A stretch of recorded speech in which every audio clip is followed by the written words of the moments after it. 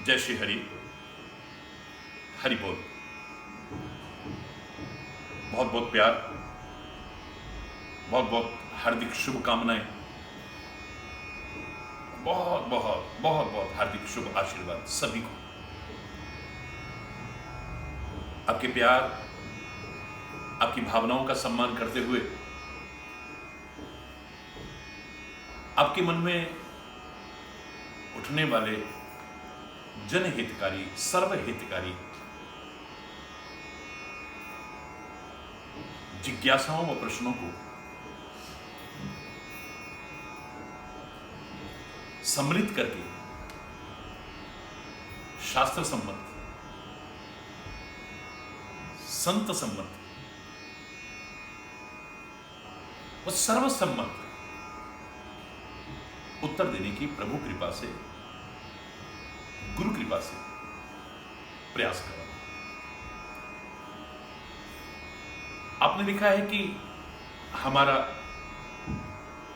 मन एकाग्र नहीं होता है, ध्यान एकाग्र नहीं होता है, ध्यान नहीं लगता है।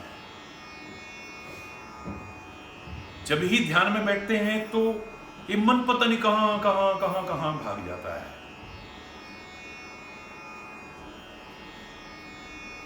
कोई सरलतम श्रेष्ठतम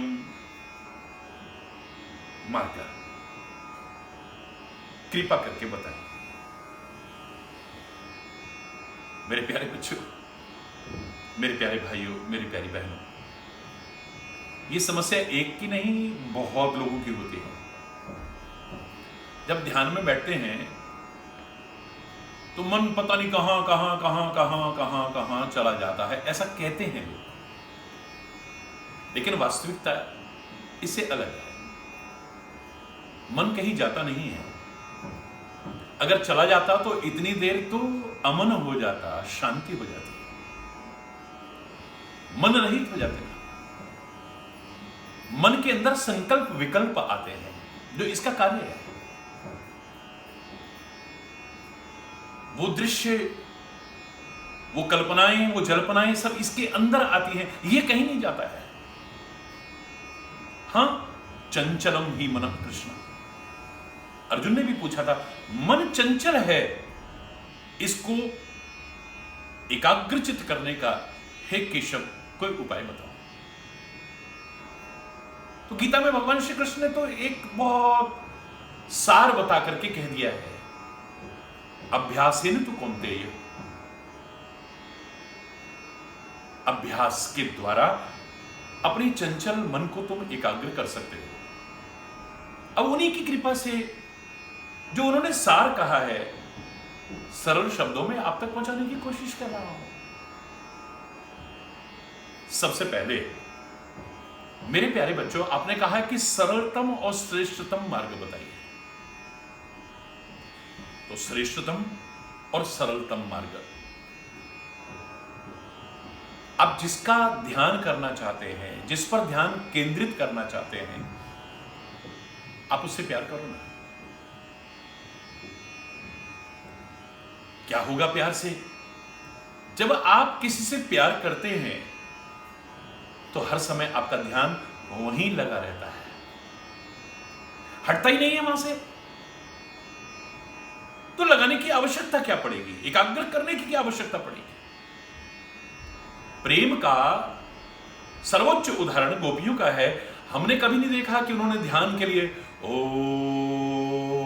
जो ऐसा करते हैं, मैं उनका उपहास नहीं कर रहा, मजाक नहीं उड़ा रहा, मैं क्षमा चाहते हुए कहूंगा, लेकिन उन्होंने कभी कुछ ऐसा प्रयास नहीं किया, क्योंकि वो प्रेम करती हैं कृष्ण से। उनका मन कभी हटता ही नहीं है, तो मन को लगाएगी कहां से भाई?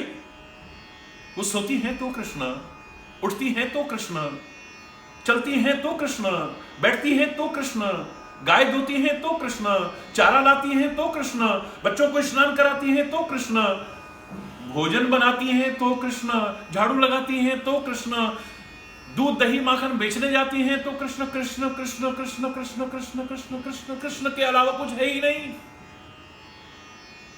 एक क्षण भर को भी ध्यान हटता ही नहीं है, तो लगाएंगे कहां? अरे परमात्मा, सदगुरु, महापुरुषों की बात छोड़िए, संसार में भी आप लोग एक झूठे प्रेम का सा एहसास हो, प्रेम नहीं है। प्रेम इतनी ऊंची चीज है, मेरे शायद इसे परमात्मा का स्वरूप भी कह दूं तो अतिशयोक्ति नहीं है। मैं बीच में कहना चाहूंगा इस बात को। अगर किसी ने कहा है love is God and God is love, तो गलत नहीं कहा है।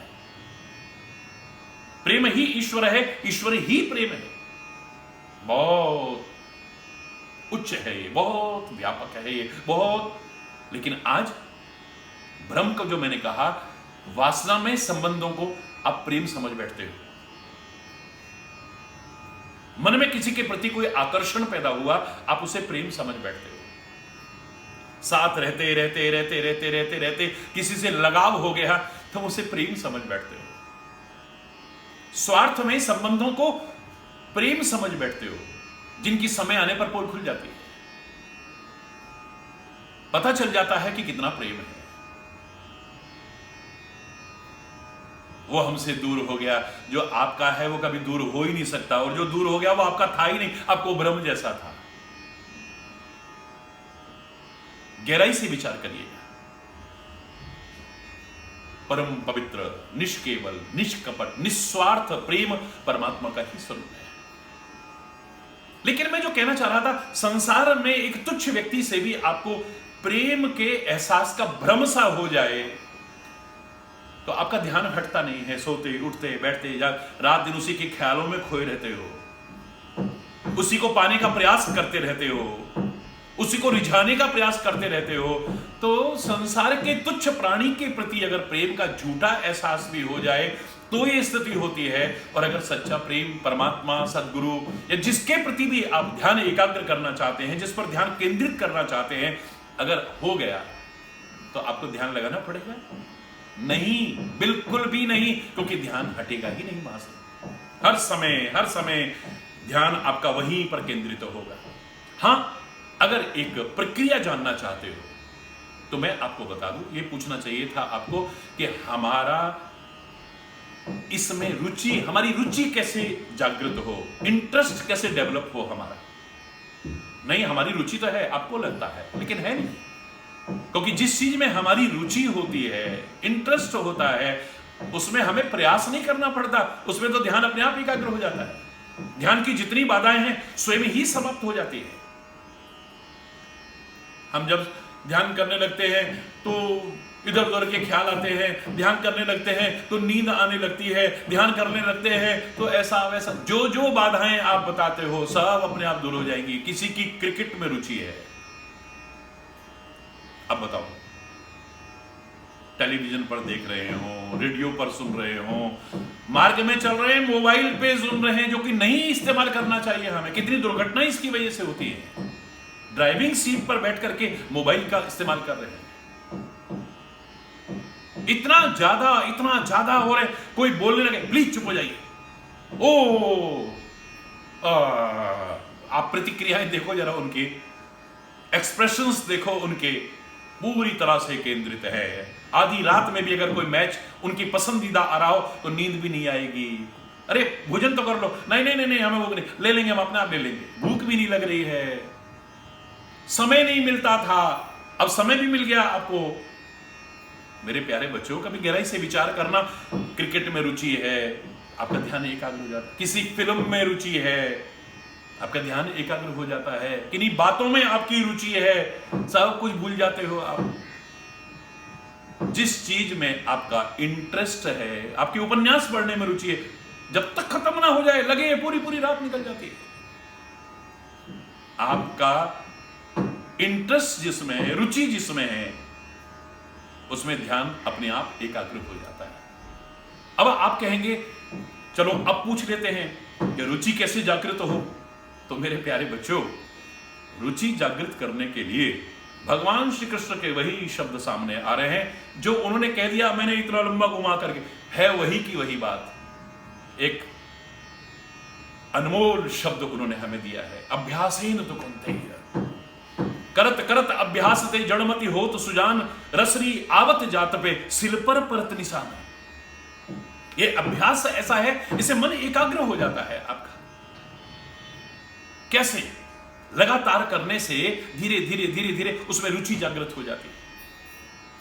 यहां तक कि गलत कर्म भी हो, जो आपको लग रहा है ये गलत है, लगता था गलत है, लेकिन उसको करते करते करते अब आपको लग ही नहीं रहा, अब उसके बिना आप रह ही नहीं पा रहे हैं, रहे ही नहीं पा रहे हैं आप। शराब पहली बार किसी को अच्छी नहीं लगी, शराब दूसरी बार किसी को अच्छी नहीं लगी। जैसा लोग बताते हैं, पहले दुर्गंध का एहसास हुआ, फिर तीखेपन कड़वेपन का एहसास हुआ, फिर ज्वलनशीलता का एहसास हुआ, लेकिन लेते रहे लेते रहे लेते रहे, अब वो शराब के बिना रह नहीं पाते। घर की शांति बर्बाद है, इज्जत बर्बाद है, पैसा बर्बाद है, शरीर बर्बाद है, सब कुछ बर्बाद है, संबंध बर्बाद है, लेकिन अब उसके बिना रह नहीं पा रहे। गलत से गलत लगने वाले कार्य को भी आप जब लगातार करते रहते हैं करते रहते हैं करते रहते हैं, वो आपको अच्छा लगने लग जाता है, आपका इंटरेस्ट डेवलप हो जाता है, रुचि जागृत हो जाती है उसमें। उदाहरण देना चाहूंगा तो बहुत लंबे हो जाएंगे। भगवान के नाम में, ध्यान में, मेडिटेशन में अगर आपको बाधाएं आ रही हैं, आप एकाग्रचित्त नहीं हो पा रहे हैं, रुचि डेवलप, इंटरेस्ट डेवलप कीजिए। और वो कैसे होगी? करते रहिए करते रहिए। जब गलत से गलत भी आपको करते करते अच्छा लगने लगता है, तो भगवान का नाम तो है ही अच्छा, ध्यान की एकाग्रता तो है ही अच्छी, मेडिटेशन वगैरह तो है ही अच्छा, सत्संग तो है ही अच्छा। करते रहिए करते रहिए करते रहिए, एक दिन आपकी रुचि जागृत हो जाएगी, और जिस दिन रुचि जागृत हो गई, आपका ध्यान स्वतः ही एकाग्रचित्त हो जाएगा, केंद्रित हो जाएगा। आपको घबराने की आवश्यकता नहीं है। तो मेरे प्यारे बच्चों, या तो इस क्रम से निकलिए आप, और या फिर सर्वश्रेष्ठ सरलतम जिसका ध्यान करना चाहते हैं उससे प्रेम कीजिए। समझ में आ गया होगा? ना आए फिर आज यहीं पर हरि बोल, हरि सुखी बसे संसार सब, दुखिया रहे न कोई, यह अभिलाषा है प्रभु मेरी पूर्ण होए। विद्या बुद्धि धन धान्य से वंचित रहे न कोई, यह अभिलाषा है प्रभु मेरी पूर्ण होए। सर्वे भवन्तु सुखिनः, सर्वे सन्तु निरामया, सर्वे भद्राणि पश्यन्तु, मां कस्य दुख भाग भवे। नानक नाम चढ़दी कला, तेरे पाणे सर्वत्र दा भला। हरि बोल हरि बोल हरि बोल।